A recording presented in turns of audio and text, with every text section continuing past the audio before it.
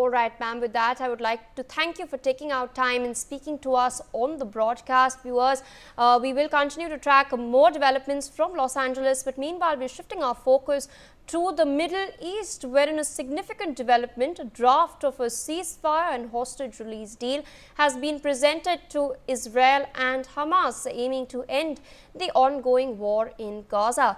Now, following a breakthrough in negotiations attended by envoys from both outgoing US President Joe Biden and President-elect Donald Trump, the deal includes key components such as a ceasefire, the release of hostages, and enhanced security for Israel. Meanwhile, Joe Biden has expressed optimism, saying that the deal is on the brink of coming to fruition. Meanwhile, Hamas has also indicated its eagerness to reach an agreement.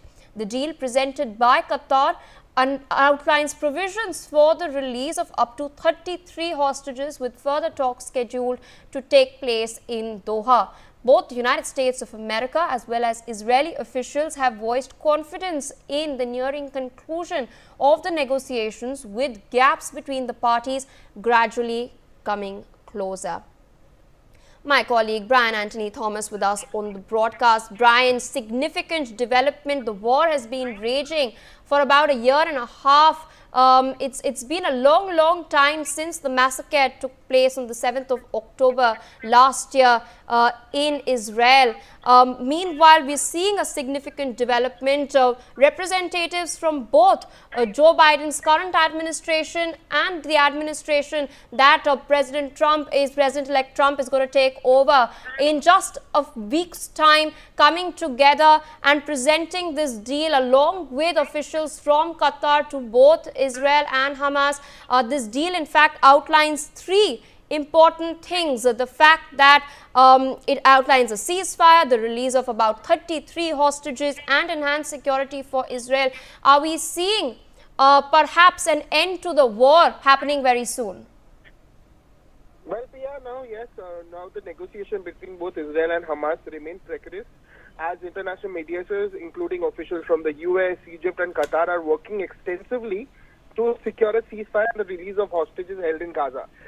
Now, very significant progress also was made overnight with the proposed deal, now which is under review by both parties. Mediators have also urged urgency, with the next 24 to 48 hours being critical to finalize the agreement. Now, very importantly, Hamas demands a full Israeli withdrawal and an end to hostilities, while Israel insists on retaining strategic positions in Gaza.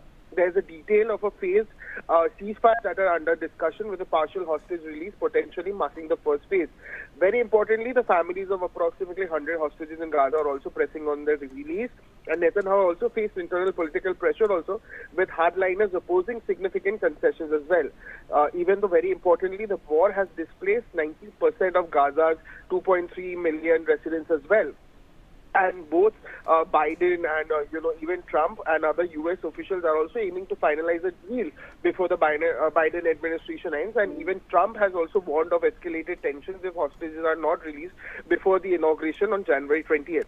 And now there have been protests also, where demonstrations for and against the potential agreement in Israel are continuing, with families of hostages are also urging resolution. There are local residents also who are expressing skepticism, also waiting for a tangible outcome on the ground to believe in a ceasefire. And this remains a very pivotal moment also in efforts to end this very devastating conflict that you rightly mentioned as well, Pia, with the coming days also determining whether a breakthrough is possible or further setback will ensure. Yes, Pia. All right, Brian, with that, I would like to thank you for joining us on the broadcast, sharing all those updates. Viewers, we've, of course, taken a look at some key developments from across the world. We're shifting our focus back